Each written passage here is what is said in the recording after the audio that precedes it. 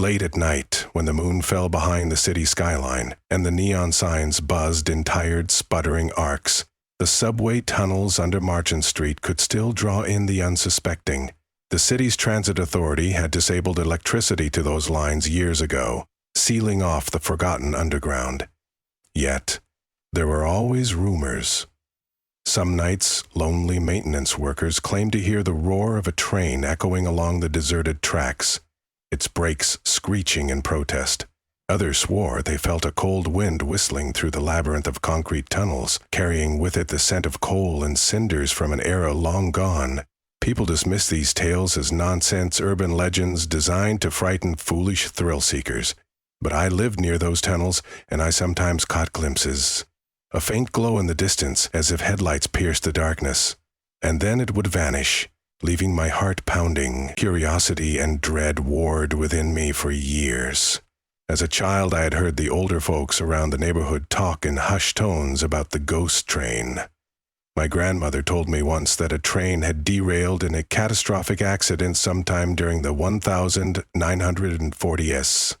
Countless souls were lost in those twisted metal compartments, yet something about their torment kept them bound to their final journey. Looping through time and space, people came forward with stories of an otherworldly locomotive that occasionally cruised through the blackness, picking up the damned who slipped too close to its tracks. Despite my grandmother's terrifying tales, I was enthralled. She saw my fascination and warned me never to venture down those steps.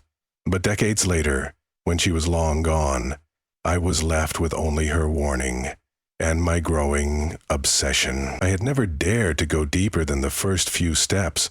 The cold air seemed to press on my skin, like the tunnel itself resisted my presence. But life had a way of setting me up for an unintentional confrontation.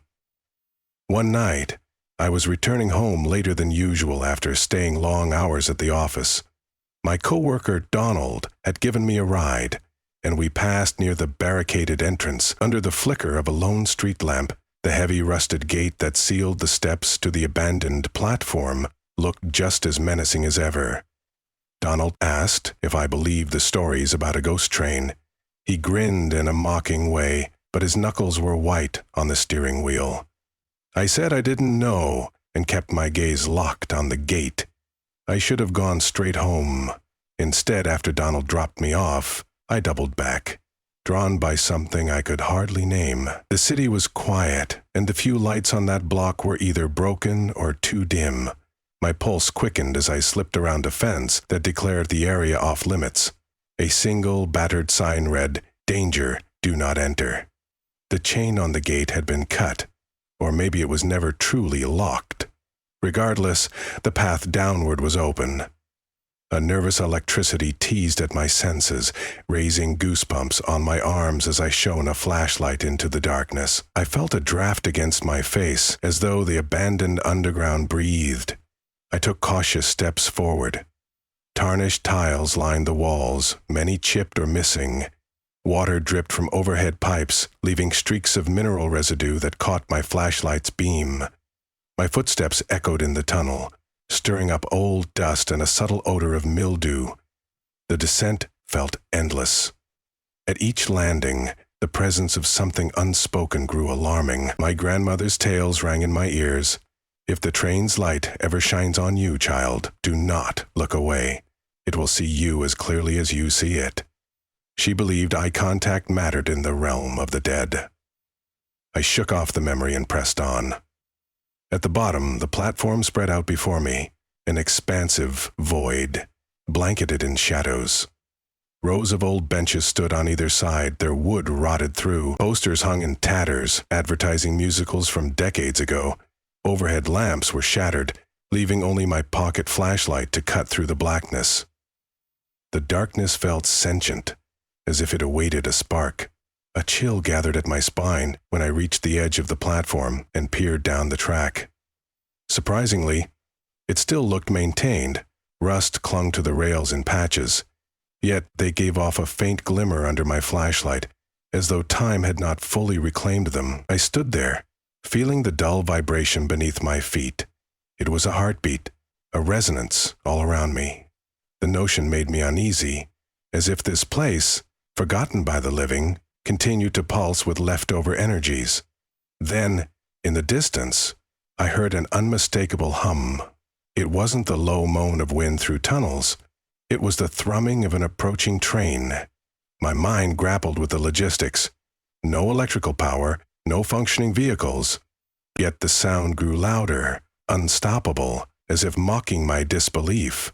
I aimed my flashlight down the tunnel and, to my horror, saw a soft glow flickering toward me. I wanted to run, my muscles tensed, but my feet stayed rooted to the concrete. Speechless, I stared as two pinpoints of light, like ancient headlamps, pierced the gloom. The outline of a steam locomotive emerged, its weathered body glinting under my trembling flashlight beam. Smokestacks jutted from the top, exhaling specters of mist that mingled with the stagnant air. On the side of the wheeled behemoth, I could still faintly read chipped lettering from a defunct railway line. The chilling detail was the noise of metal scraping on metal, as though the train advanced along rusted rails that had not been used in decades. To my astonishment, it slowed to a stop directly in front of the platform. Its doors slid open with a hiss, but the interior was all but dark, illuminated only by dying bulbs that flickered like doomed lightning bugs. I peered inside. The seats appeared old-fashioned, with floral upholstery torn in multiple places. Pale silhouettes sat upright, facing forward. Even in the dim light, I could discern that they wore clothing from another era. Brimmed hats, suspenders, dowdy dresses. Their skin was ashen, eyes hollow. They did not speak nor move, yet every single face was angled toward me. I wanted to hide, to dash back upstairs and pretend none of this was real, but an inexplicable compulsion nagged at me, urging me to enter before the train departed on its next terrifying voyage. My shaking hand grabbed hold of the side rail. The metal felt ice cold. Something once human within me screamed not to board this demonic contraption. My grandmother's voice echoed, "Do not set foot on that train if you value your soul." I was about to retreat when a lone figure in the first row rose from their seat, beckoning me with a bony hand. Their face was obscured by shadow, but I felt the weight of their gaze. I drew in a ragged breath, felt the moisture on my brow, and then I realized that I was climbing aboard. The door hissed behind me, locking with a clang. The train lurched forward. The jolt threw me off balance, and I stumbled down the aisle. My pulse pounded in my ears. The passengers did not speak, yet a low chorus of despair seemed to reverberate in the stagnant air. Every seat was occupied, and I sensed more shapes in the corners, drifting like stray wisps of smoke. Brushing past them, I felt a coldness tighten around my limbs, as though invisible hands gently tugged at me. Desperate for a safe spot, I reached an empty seat toward the rear and sat, training my flashlight on the floor rather than any occupant. No one introduced themselves, yet I felt their memories coalesce. Pieces of a puzzle strewn about me, intangible yet profoundly real. Flashes of their final living moments flickered in my mind, as if the train itself forced me to see their tragedies. A woman in a tattered shawl who had lost her child to a fever. A soldier returning from war only to find heartbreak. They all boarded this damnable train at their lowest points, as if magnetized by shared sorrow. Abandonment, guilt, rage. Each spirit clutched their anguish, forging an eternal connection to the interminable ride. My chest tightened with the sense of so many regrets floating in the air. Suddenly, the overhead lights flared, revealing the carriage's interior in stark detail. The pale silhouettes became detailed figures. Their eyes were not carved from emptiness. They glowed with an ice pool radiance that burned right through me. The seats shifted, the floor buckled as if it had turned liquid for an instant. An old radio near the front crackled to life, producing a discordant tune that echoed with snapping electricity. My breath stopped. I had not seen that radio before. The hiss of static formed words, "Next station, Sable End." That name wasn't familiar. I'd never seen it on any subway map.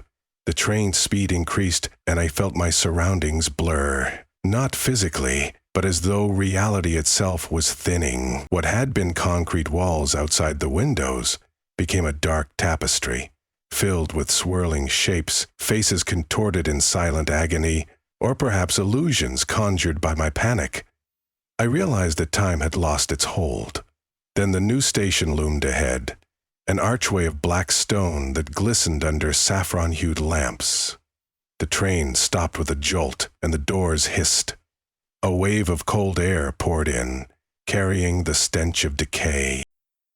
Outside, improperly shaped pillars lined a malformed platform. I peeked through the window and could make out a group of pale figures wandering aimlessly. The platform, though made of concrete, looked fluid, like wet paint running in slow motion. Suddenly, one of the passengers, an elderly gentleman in a vintage suit, stood. He walked toward the exit, each step faltering yet deliberate. He moved as if compelled by an unseen force. I caught a glimpse of his eyes. They no longer glowed. They were the eyes of someone deadened to their fate. In one erratic motion, he stepped off the train. The instant his foot touched the platform, the door slammed shut behind him, and a scream pierced the stale air. I scrambled to the window. That wail had the pitch of mortal terror. The old man's figure was blurred by a sudden swirl of rancid mist. He collapsed, his flesh melting or being ripped away by savage forces unseen. My mind struggled to process the raw horror. The swirling shapes encircled him, swallowing him into the station's darkness. Though the glass windows separated me from that platform, the echo of that final scream rattled inside me, stabbing me with the reminder of what fate might befall me if I tried to leave at the wrong station. When the lights flickered once more, we were in motion, pulled further into an underground realm beyond mortal comprehension. My heart hammered, wrists slick with sweat. I noticed now that every seat was empty except the one I occupied, though the air remained heavy with an unseen presence. The conductor's booth at the front of the carriage was accessible through a slightly ajar door. Summoning every ounce of courage, I crept forward. If I had to find a way off this damnable ride, perhaps the conductor, or whatever passed for one, could offer a clue. The booth was cramped, with brass levers and old-style gauges. A single lantern glowed on a hook, casting a sickly light across the console. Slumped over the controls was a figure robed in black, its features hidden by a hood. Trembling, I whispered, "Why am I here? How do I leave?" The figure stirred, turning slowly. Under the dark folds, the face was half-rotted. Patches of skin clung to a skull. An empty socket stared back at me. Yet the remaining eye looked almost compassionate, a glint of sorrow hidden in its milky sheen. It did not speak with a proper voice. Instead, a wheezing sound seeped from its chest. And then words formed in my mind. "You boarded freely. The train moves between realms, gathering those whose regrets bind them. Are you bound by regret?" My throat tightened. Words stumbled out of me about longing to know the truth, about ignoring every warning because I wanted to witness something extraordinary. The figure's single eye flickered with an otherworldly glow, as if searching my soul. Then it projected a single question into my head. "Will you ride to the end, or do you wish to break free?" My heart hammered. "I want to go back," I gasped. Each moment aboard was eating away at my sanity. A rasp emanated from the robed figure. It reached a skeletal hand toward the lantern, twisting the knob to make its flame flare higher. A moment passed in eerie stillness.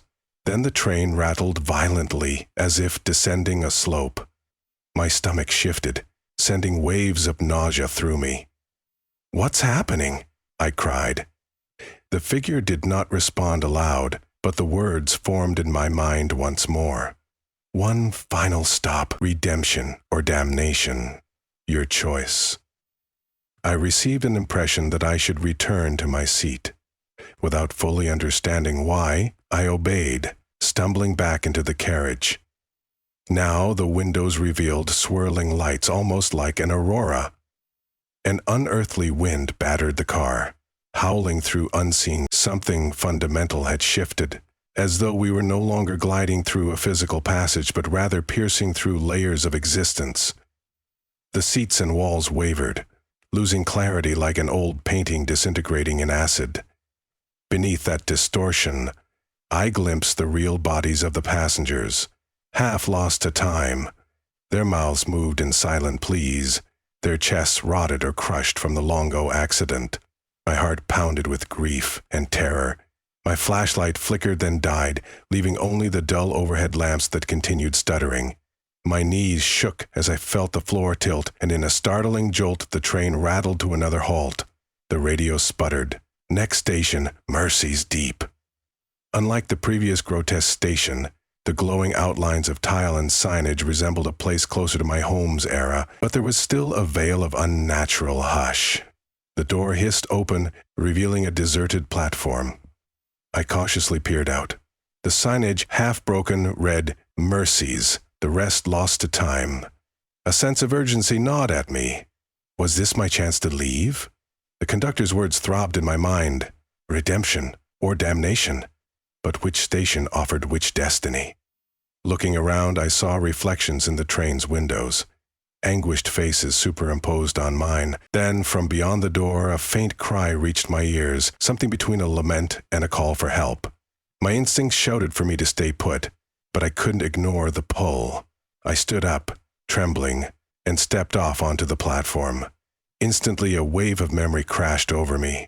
I was a child again, on that same platform, my grandmother's hand in mine, returning from a visit to the city. I noticed the same number on a chipped pillar, the same battered no trespass. But in this vision, the platform was bustling with life commuters, hurrying, the smell of coffee in the air. My grandmother wrapped her arm around me, telling me stories of happier days. Then the memory blurred, replaced by the dilapidated reality before my eyes. Cracks in the ceiling leaked water, the floor consumed by grime. I felt the peace of her love in me, urging me on. Behind me, the ghost train remained idle, doors still open. It was as if it waited for me to decide. Despite my fear, I ventured deeper along the platform. My footsteps reverberated in the tomb-like silence. As I passed each dim lamp, it flared to life, showcasing walls plastered with peeling vintage advertisements, each proclaiming shows that ended decades past. The sorrow lingering in those corridors weighed heavily. A shape edged out of the gloom. A woman in a coal-gray dress. Her hair was pinned back in a style from the mid-1000s, 900s, and her eyes flickered with that telltale glow. "Are you here to save us?" she asked, voice trembling with urgency. I stammered something incoherent. The woman reached out as though longing for warmth. Her touch was a breeze of ice against my skin. "We can't pass on. We search for mercy we never found in life. Is it here? Is it in you?" The last question resonated with a desperation I could hardly bear. Before I could respond, a gale of cold wind roared through the station, unsettling the ghosts who had begun to gather in the corners. Their voices rose in an eerie chorus of pleas for deliverance. Shadows contorted across the tiled walls, and I sensed a malevolent force pressing down on us. The ghost train's whistle blew a shrill, haunting shriek, and I knew the moment of decision had arrived. The last station was the chance for the living to return, but if I lingered too long in the realm of the dead, I would share their fate. The woman in gray crumbled before my eyes, dissolving into ash that scattered in the wind. Around me, other shapes vanished too, their faint outlines snuffed out as if some cosmic tide had receded, taking them with it. The force, the swirl of energies that sustained this realm, was moving on. My legs were heavy as though shackled. Gritting my teeth, I rushed back toward the train, hearing each footfall echo like a hammer in my ears. The door was still open, but I sensed it preparing to shut. I hurled myself inside. The interior flickered between its current dilapidated state and the original 1940s decor, with plush seats and polished handrails. I saw glimpses of passengers in their prime, relaxed content. Then flashes of the moment of tragedy tore through that vision. Screams, sparks, the deafening sound of metal crashing. The ghosts were locked in an endless loop of their own demise, tethered to this train of doom. My entrance disrupted the swirl, as though the living was never meant to witness such raw torment.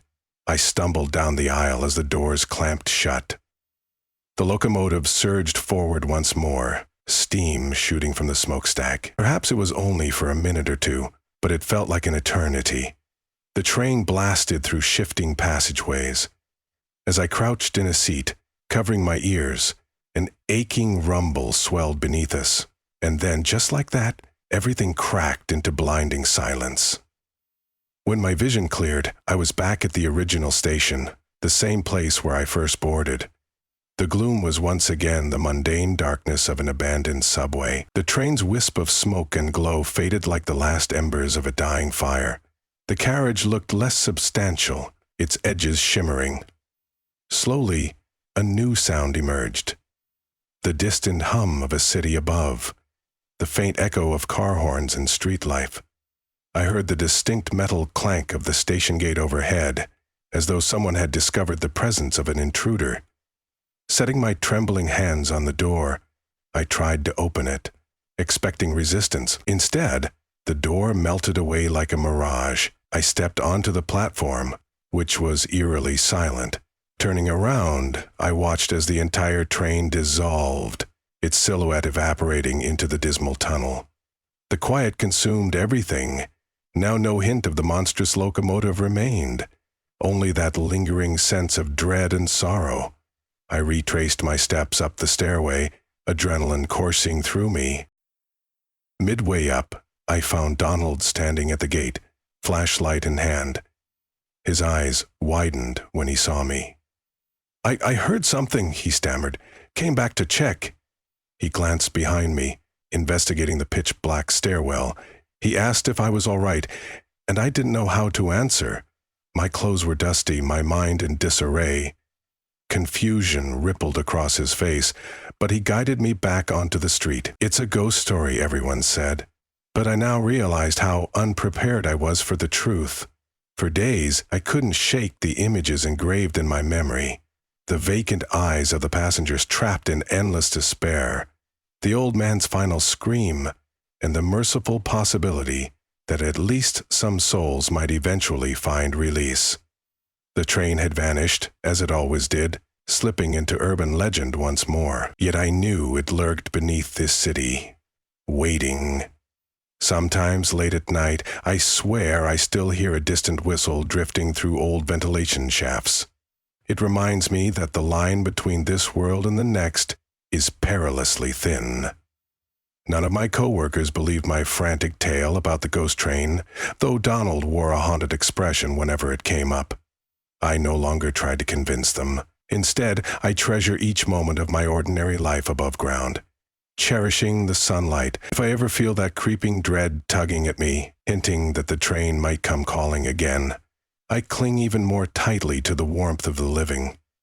I remember the agony of those who remain chained to their sorrow, bound in dark tunnels with no path to the light. And I vow never to let that be my fate. I had boarded the phantom subway ride and survived. My soul had returned intact, though changed, having glimpsed the tracks to terror that run not just beneath the city, but through the heart of regret itself.